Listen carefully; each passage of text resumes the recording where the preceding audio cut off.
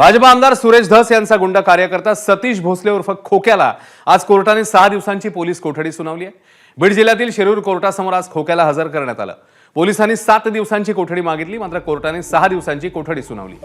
Beed police खोक्याला घेऊन संभाजीनगर विमानतळावर सकाळी 6:30 ला दाखल झाले। त्यानंतर त्याला रस्ते मार्गे शिरूरला नेण्यात आलं। मग लगेचच त्याच्या अटकेची कारवाई पूर्ण झाली। त्याची वैद्यकीय तपासणी नंतर झाली। ही प्रक्रिया झाल्यावर त्याला कोर्टासमोर हजर करण्यात आले। दरम्यान खोक्यासोबत जातीवाद केला जातोय, त्याने चांगलं काम दाखवलं जात नाहीये असा आरोप त्याच्या वकिलांनी आता केलाय। पाहूया।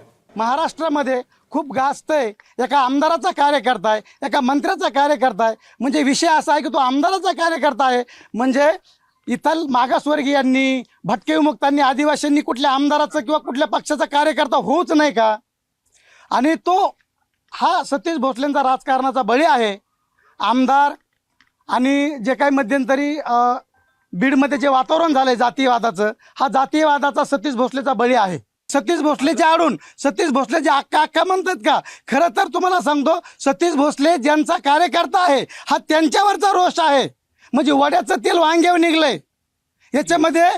याच्यामध्ये गोरगरीब होरपळले गेलेत, ज्यांच्यावर खरी कार्यवाही व्हायला पाहिजे। आणि महाराष्ट्रामध्ये खूप गुंड आहेत हो। सतीश भोसलेवरती जी कार्यवाही झाली ती महाराष्ट्रातल्या एकाही गुंडावरती कार्यवाही झाली नाही।